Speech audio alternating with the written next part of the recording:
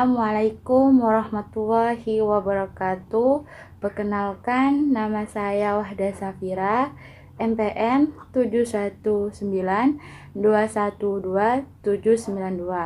Pada hari ini saya akan melanjutkan pemateri tentang pajak. Pajak merupakan sistem pemungutan pajak yang digunakan untuk menghitung besarnya pajak yang harus dibayarkan oleh para wajib pajak. Pemungutan pajak dapat dilakukan 3 stelsel, yaitu stelsel nyata, stelsel anggaran, dan stelsel campuran. Stelsel nyata real menyatakan bahwa pengenaan pajak didasarkan pada objek yang sesungguhnya terjadi. Untuk pajak penghasilan, maka objeknya adalah penghasilan. Oleh karena itu, pemungutan pajak baru dapat dilakukan pada akhir tahun pajak, yaitu setelah semua penghasilan yang sesungguhnya dalam 1 tahun pajak yang diketahui. Kelebihan dari stelsel nyata adalah penghitungan pajak didasarkan pada penghasilan yang sesungguhnya, sehingga lebih akurat dan realistis. Kelemahannya adalah pajak baru dapat diketahui pada akhir periode, sehingga wajib pajak akan dibebani jumlah pembayaran pajak yang tinggi pada akhir tahun, sementara waktu tersebut belum tersedia jumlah kas yang memadai. Semua wajib pajak akan membayar pajak pada akhir tahun, sehingga jumlah uang yang beredar akan terpengaruhi. 2.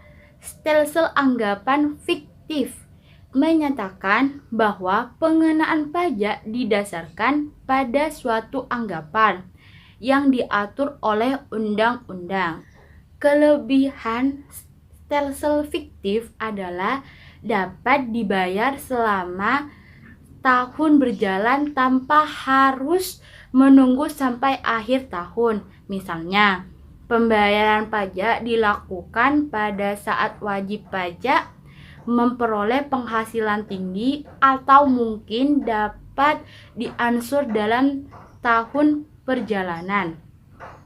Sedangkan kelemahannya adalah pajak yang dibayar tidak berdasarkan pada keadaan yang sesungguhnya, sehingga penentuan pajak menjadi tidak akurat. 3. Stelsel campuran menyatakan bahwa pengenaan pajak didasarkan pada kombinasi antara stelsel nyata dan stelsel anggapan.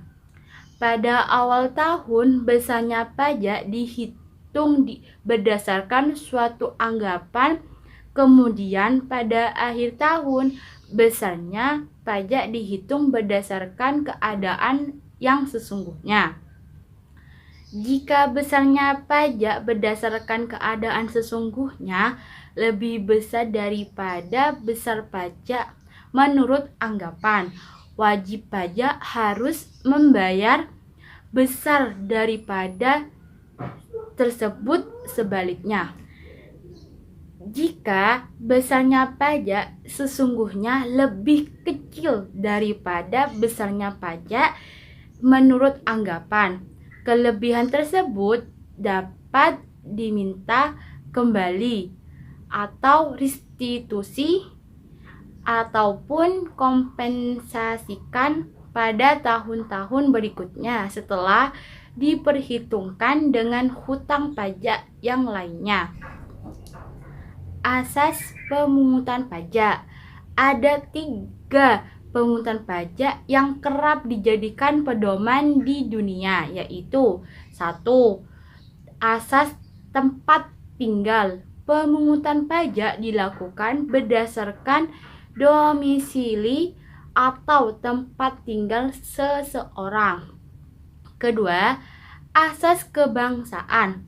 Pemungutan pajak dilakukan berdasarkan kebangsaan seseorang. Sebagai contoh, meskipun ada orang Amerika yang tinggal di Indonesia, sedangkan di Indonesia kita memiliki 7 asas pemungutan pajak yang selalu dijadikan pedoman. Pertama, asas finansial. Berdasarkan asas ini, pemungutan pajak dilakukan sesuai dengan kondisi keuangan finansial atau besaran pendapatan yang diterima oleh wajib pajak. Kedua, asas ekonomis. Berdasarkan asas ekonomis, hasil pemungutan pajak di Indonesia harus digunakan sesuai dengan kepentingan umum, kepentingan rakyat secara menyeluruh. Pajak juga tidak boleh menjadi penyebab merosotnya kondisi perekonomian rakyat.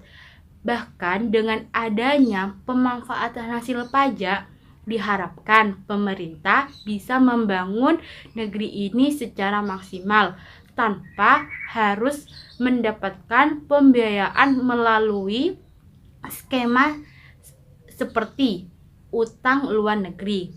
3. Asas yuridis. Asas yuridis pemungutan pajak di Indonesia adalah pasal 23 ayat 2 UUD 1945. Selain itu, pemungutan pajak di Indonesia juga diatur oleh beberapa undang-undang, yaitu Undang-Undang Nomor 28 Tahun 2007 tentang Ketentuan Umum dan Tata Cara Perpajakan (KUP), Undang-Undang Nomor 36 Tahun 2008 tentang Penghasilan (PPH), Undang-Undang Nomor 42 Tahun 2009 tentang Pajak Pertambahan Nilai Barang dan Jasa serta pajak penjualan atas barang mewah. Undang-Undang Nomor 19 Tahun 2000 tentang aturan produsen penghasilan pajak dengan surat paksa. Undang-Undang Nomor 20 Tahun 2000 tentang bea perolehan hak atas tanah dan bangunan (BPHTB). Undang-Undang Nomor 14 Tahun 2002 tentang pengadilan pajak yang berlaku di Indonesia. Undang-Undang Nomor 12 Tahun 1994 tentang pajak bumi dan bangunan PBB. 4. Asas umum. Asas pemungutan pajak yang selanjutnya adalah asas umum. Berdasarkan asas ini, pemungutan pajak di Indonesia didasarkan atas keadilan umum. Artinya, baik pemungutan maupun penggunaan pajak memang dirancang dari dan untuk masyarakat Indonesia. Kelima, asas kebangsaan. Berdasarkan asas kebangsaan, setiap orang yang lahir dan tinggal di Indonesia wajib membayar pajak sesuai ketentuan yang berlaku di negara ini.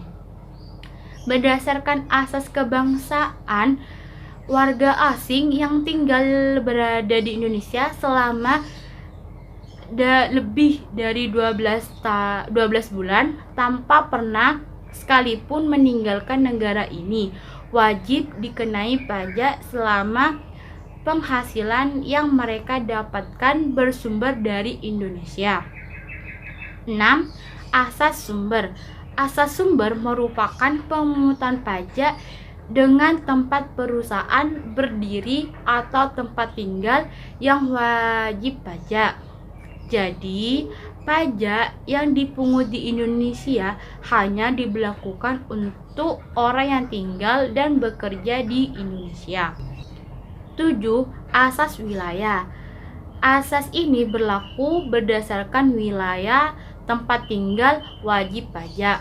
Contohnya, Bulaili merupakan WNI yang tinggal di Taiwan. Maka menurut asas wilayah, baik rumah maupun barang yang digunakan Bulaili tidak wajib dikenakan pajak oleh pemerintah Indonesia. Sebaliknya, jika ada WNA yang tinggal di Indonesia dalam jangka waktu tertentu, WNA tersebut wajib dikenakan pajak berdasarkan hukum yang berlaku di Indonesia. Sistem pemungutan pajak.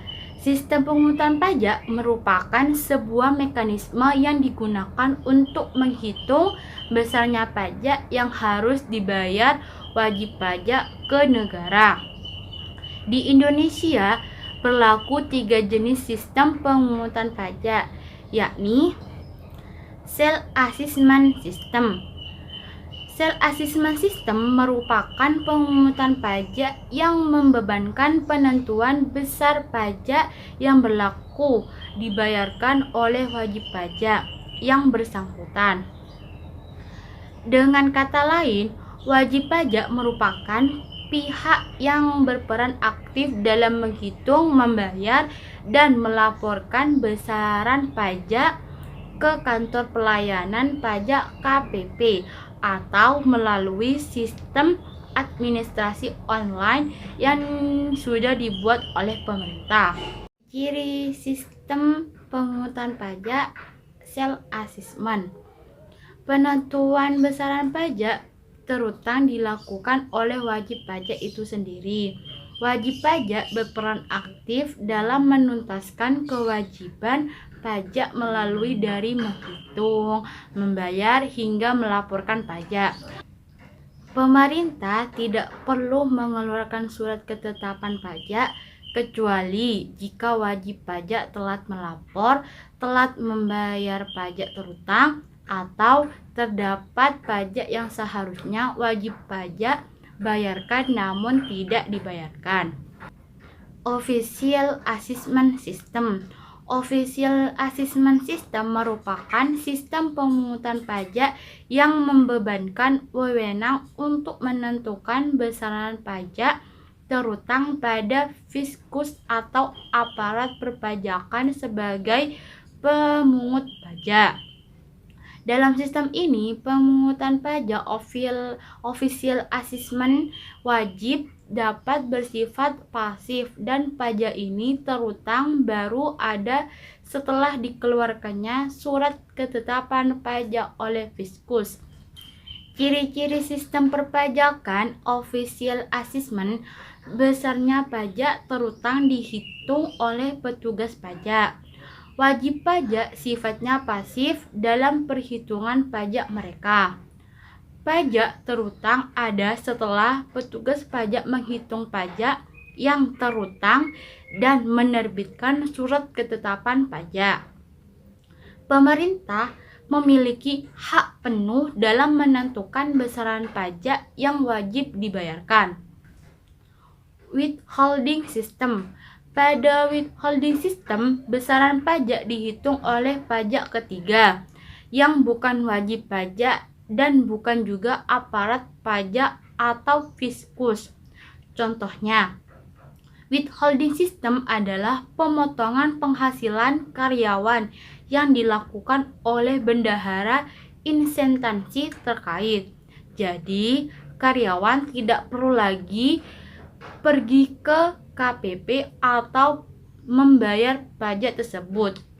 Jenis pajak yang menggunakan withholding system di Indonesia adalah PPh pasal 21, PPh pasal 22, PPh pasal 23, PPh pasal finansial 4 ayat 2 dan PPN.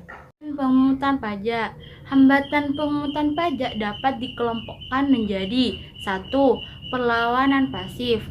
Pemungutan pajak dalam bentuk pasif merupakan penghindaran yang inisiatifnya bukan berasal dari kemauan atau inisiatif para wajib pajak.